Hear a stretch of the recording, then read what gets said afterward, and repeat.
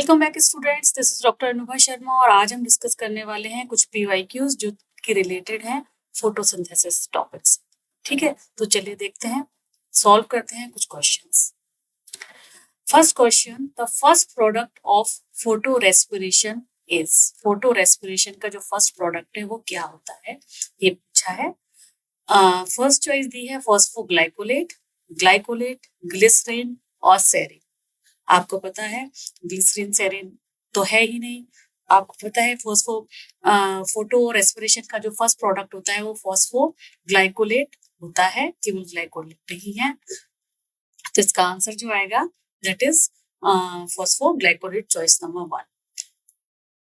Second question दिया हुआ है, during light reaction in photosynthesis which of the following are formed. Light reaction के time पर क्या बनता है?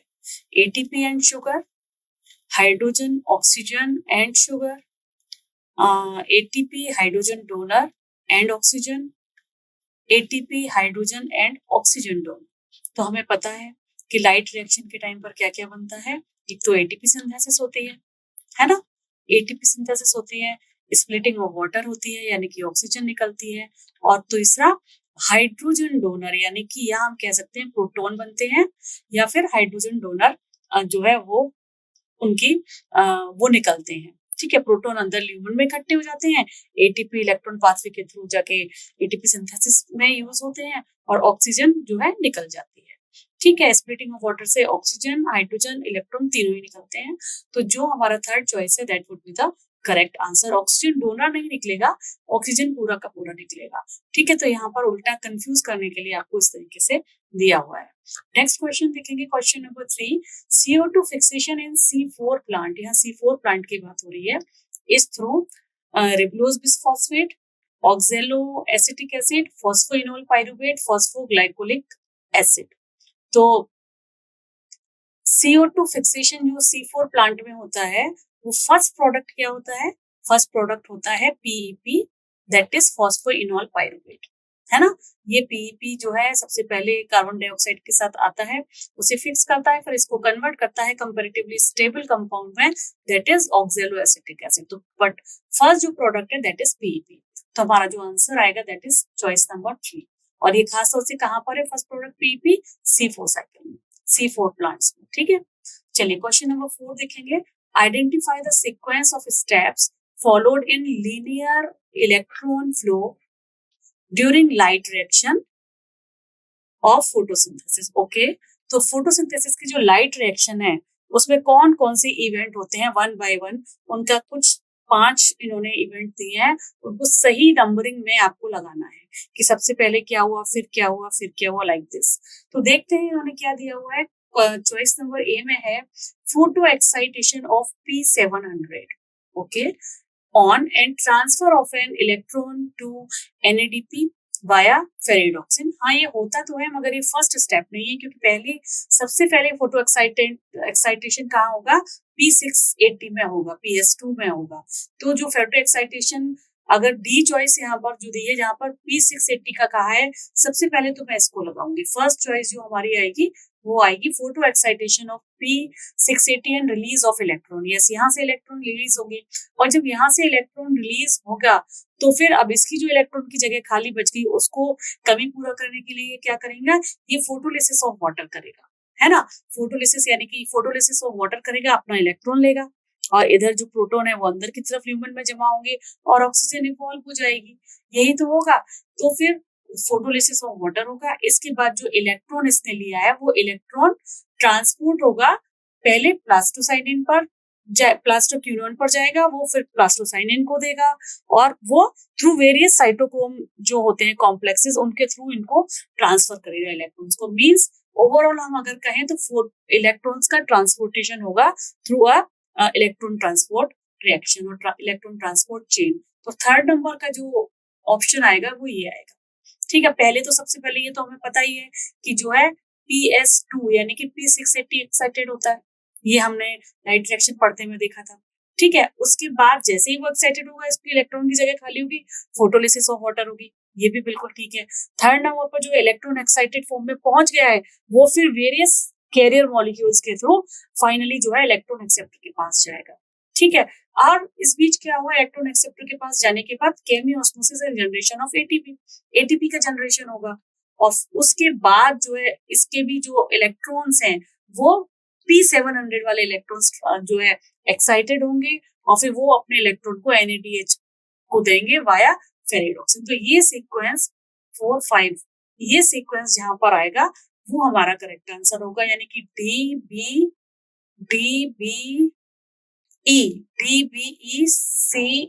यस, डी सबसे पहले, थर्ड चॉइस में डी है तो हमें यही देख लेना चाहिए था, third choice would be the correct answer.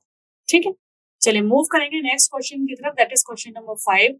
Important difference between C3 and C4 plant. C3 और C4 प्लांट में क्या डिफरेंस होता है? क्रेन जेनोट में यस ये डिफरेंस है। इलेक्ट्रॉन ट्रांसपोर्ट चेन नहीं, ये तो दोनों में कॉमन रहेगा क्योंकि डार्क रिएक्शन में ही फर्क पड़ता है। डायमॉर्फिक क्लोरोप्लास्ट यस, अलग अलग तरीके की क्लोरोप्लास्ट इसमें पाए जाते हैं, बंडल शीथ C3 में नहीं होती है। साइक्लिक फोटोफॉस्फोराइलेशन ये फिर से लाइट रिएक्शन का पार्ट हो गया जो दोनों में सेम है।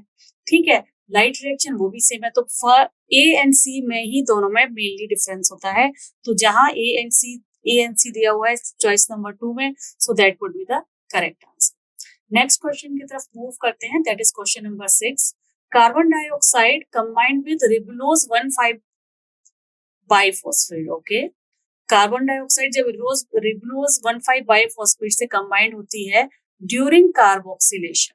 कार्बोक्सिलेशन कहाँ का स्टेप है? कार्बोक्सिलेशन है केल्विन साइकिल का स्टेप।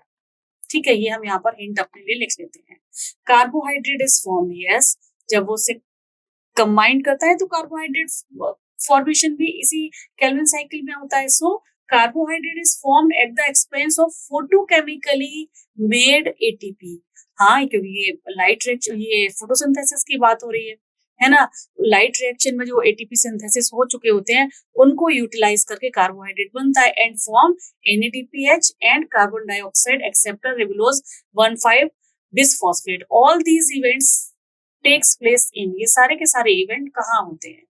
तो ठीक है, कार्बो यहाँ लिखा है Calvin cycle, Hatch Slack pathway, citric acid cycle, Krebs cycle. देखिए citric acid cycle, Krebs cycle तो दोनों के दोनों है माइटोकॉन्ड्रिया के पार्ट, और जब यहाँ लिखा है फोटोकेमिकली जो एटीपी सिंथेसाइज हुए हैं उनको यूटिलाइज करके कार्बोहाइड्रेट बन रहा है, तो कार्बोहाइड्रेट तो केवल और केवल केल्विन साइकिल में ही बनता है, चाहे वो C3 प्लांट हो चाहे C4 प्लांट हो, उनके कार्बोहाइड्रेट साइकिल जो बनता है, सिंथेसिस होती है, वो केल्विन साइकिल में ही होती है।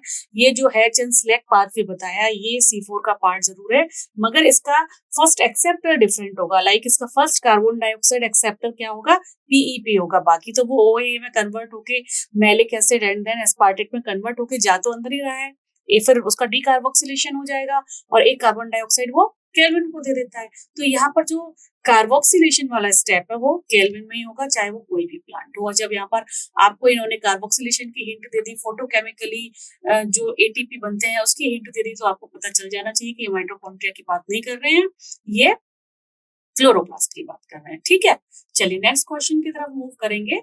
Match list 1 with list 2। इसमें साइंटिस्ट के नाम दिए हैं जिन्होंने काम किया था फोटोसिंथेसिस से रिलेटेड।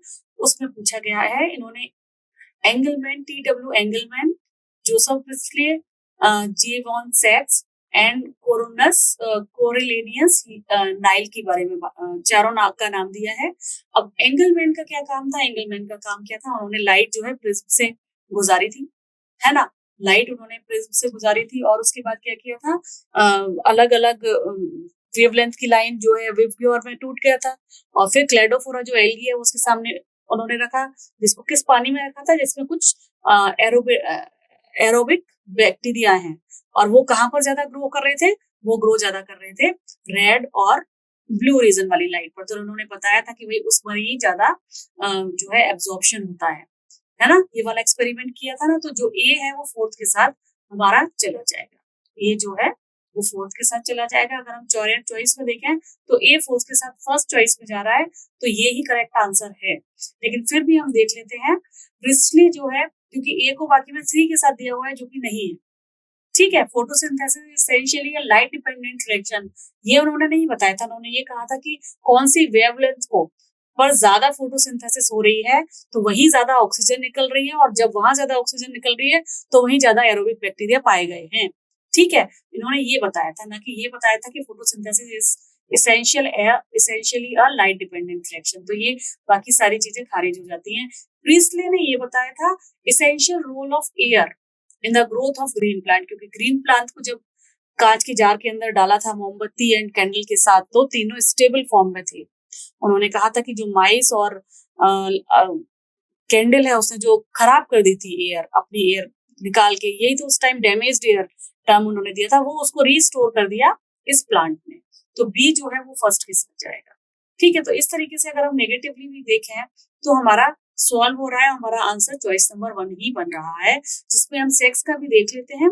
सेक्स ने क्या बताया था, ग्लूकोज स्टोरेज कहाँ होता है, क्लोरोप्लास्ट में होता है, क्योंकि इसका मतलब है क्लोरोप्लास्ट में ही सिंथेसिस हो रही है ग्लूकोज की। So green substance in the plant is located special body with in the plant. तो यहाँ पर सेकंड आएगा। और जो नील है उन्होंने बताया था photosynthesis essentially a light dependent reaction.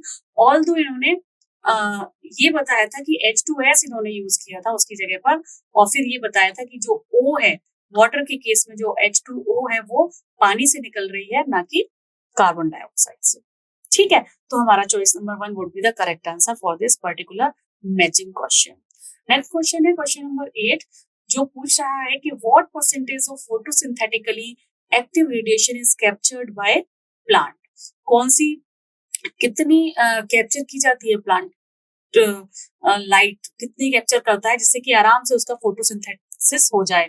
तो ये मैक्सिमम से मैक्सिमम आपको बुक में भी बताया है कि मैक्सिमम 10% लाइट उसके लिए एनफ होती है प्लांट के लिए, फोटोसिंथेसिस के लिए। तो 2 to 10% would be the correct answer. यहाँ पर 50%, 100% अगर इतना लेगा तो क्लोरोप्लास्ट का बिल्कुल जो है स्ट्रक्चर बिगड़ ही जाएगा और फोटोसिंथेसिस होगी ही नहीं, पत्तियां जल जाएंगी, है ना। नेक्स्ट क्वेश्चन है question number 9, given below are two statement. Statement 1, the in photosynthesis the membrane system is responsible for the synthesis of ATP, NADH in carbon reaction। हाँ, मेम्ब्रेन सिस्टम जो होता है फोटोसिंथेसिस में, यानी कि लाइट रिएक्शन की बात कर रहे हैं, थाइलेकोइड की जो मेम्ब्रेन है वहीं पर एटीपी सिंथेसिस होता है। स्टेटमेंट 2 है, in photosynthesis enzymatic reaction synthesize sugar, हाँ, जो कि केल्विन साइकिल में है। शुगर जो है जब सिंथेसाइज होती है तो रिबुलोज कार्बोक्सिलेशन जो होता है, कार्बोक्सिलेज एंजाइम उसमें काम करता है, which in turn to form starch. Yes, starch, वो जितनी ज्यादा कार्बन जुड़ेंगे वो स्टार्च बनता जाएगा। Reaction is driven by, these reaction are driven by light।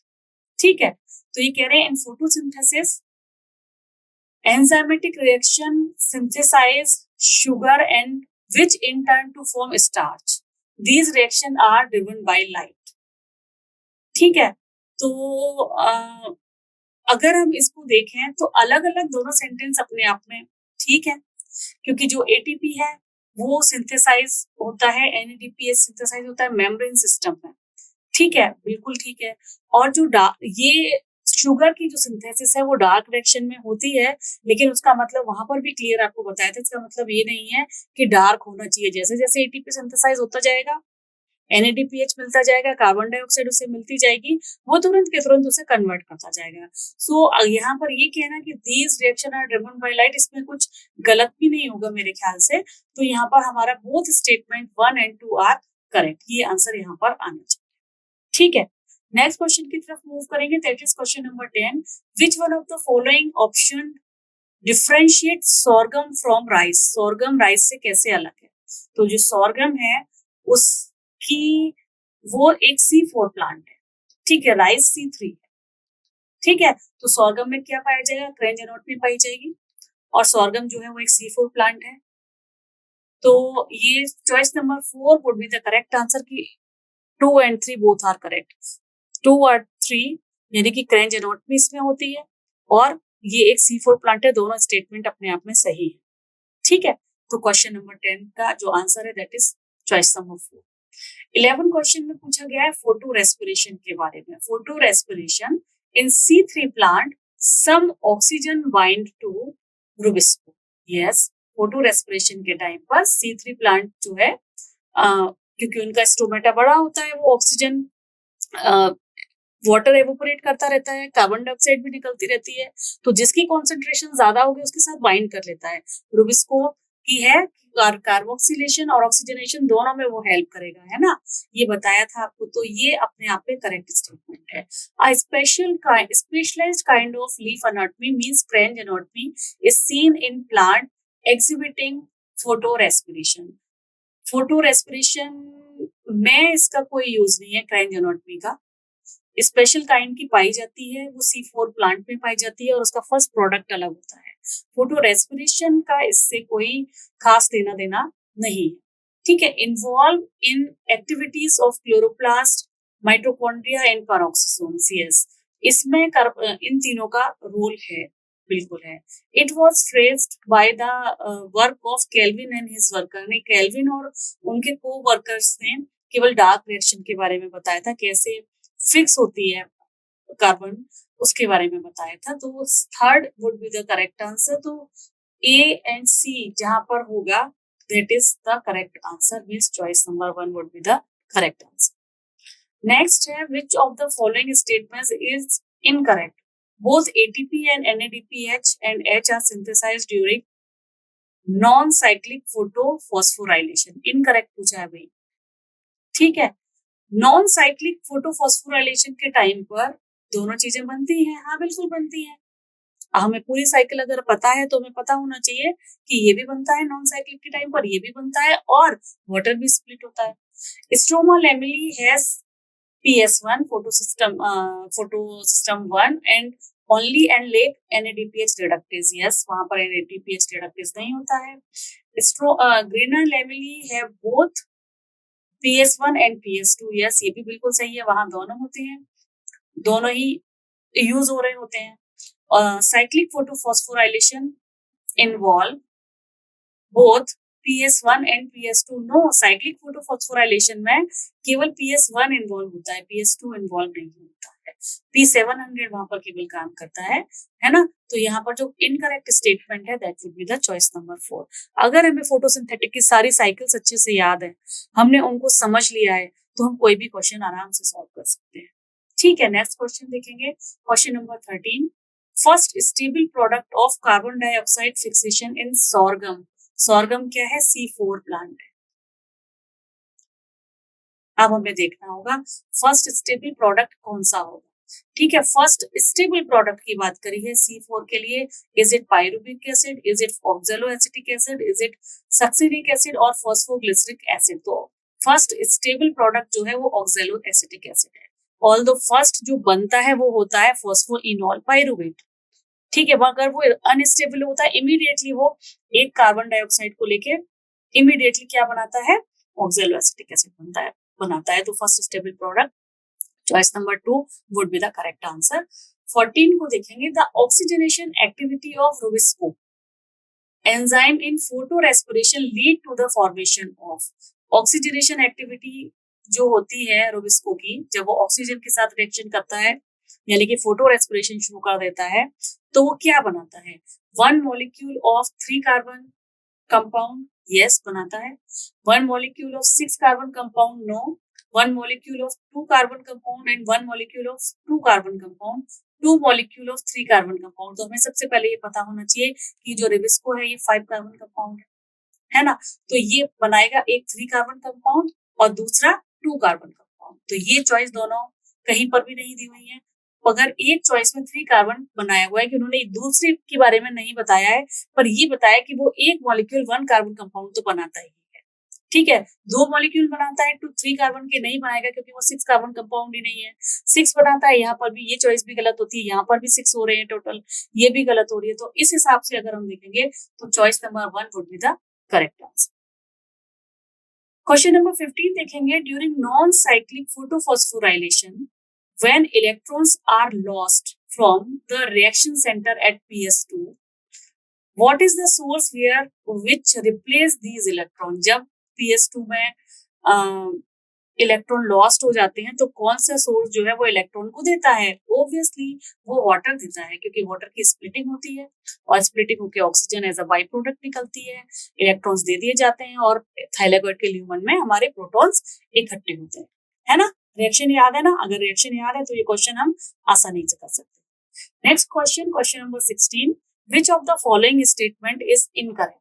Rubisco is a bifunctional enzyme. Incorrect पूछा है। रुबिस्को बाइफंक्शनल है, ये ऑक्सीजन के साथ भी रिएक्शन करता है, कार्बन डाइऑक्साइड के साथ भी करता है, बिल्कुल सही बात है, ये इनकरेक्ट नहीं है। In C4 plant the site of rubisco activity is mesophyll cells. No no no no, in C4 plant, ये हमें याद रखना है कि C4 प्लांट में जो रुबिस्को एक्टिविटी होती है वो बंडल शीथ में होती है। कहाँ होती है? Bundle sheath. ठीक है। और जबकि मेसोफिल सेल में किसका काम, किसकी एक्टिविटी होती है? वहां पर पीईपीएस, पीईपी कार्बोक्सिलेज की एक्टिविटी होती है। तो यहाँ पर जो इनकरेक्ट स्टेटमेंट है वो सेकंड है, थर्ड एंड फोर्थ पढ़ने की जरूरत नहीं है। चलिए देखते हैं क्वेश्चन नंबर 17।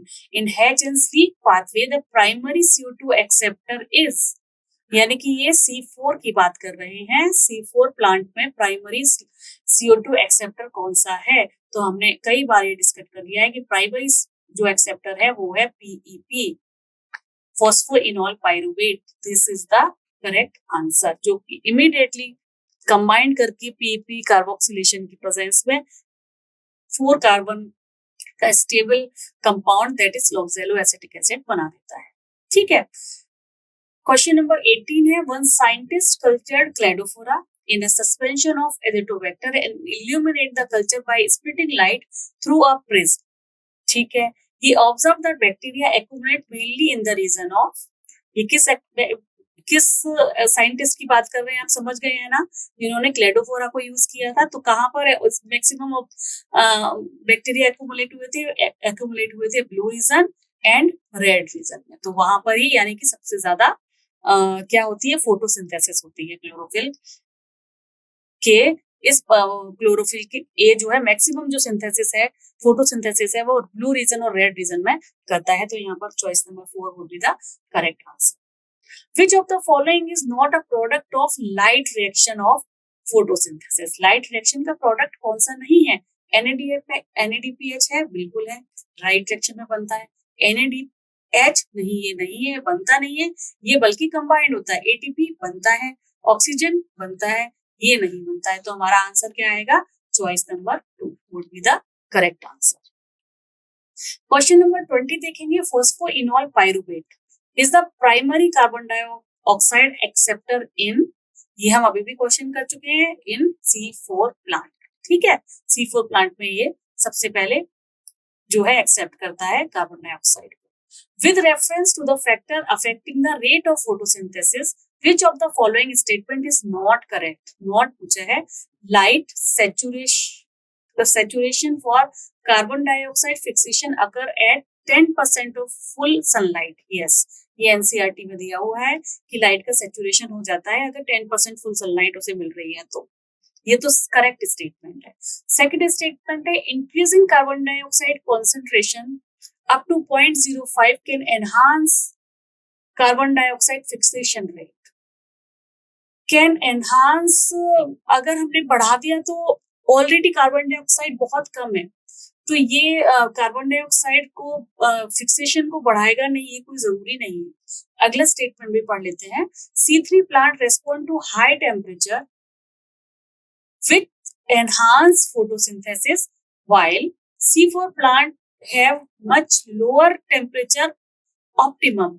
ये तो उल्टा दिया हुआ है बिल्कुल। C4 प्लांट जो है वो काम करते हैं हाई टेम्परेचर पर, जब टेम्परेचर ज्यादा होता है ना, तभी तो उसके स्टोमेटा एक ही बार में वो लेके बंद कर लेते हैं और फिर उनका वाटर लॉस नहीं होता है, और फिर इसीलिए सारा का सारा उसकी कहानी है कि C4 क्यों बना। जबकि C3 जो है वो ऑप्टिमम काम करते हैं अप्रोक्सीमेटली 25 डिग्री पर, तो ये हाई टेम्परेचर पर रिस्पॉन्ड नहीं करते हैं फोटोसिंथेसिस के लिए। तो ये तो उल्टा दिया हुआ है, तो ये तो बिल्कुल ही इनकरेक्ट स्टेटमेंट है। तो यहाँ पर जो अगर हम देखें तो यहाँ पर जो सही चॉइस आ रही है वो मेरे हिसाब से थर्ड आ रही है, लेकिन हम फोर्थ और पढ़ लेते हैं।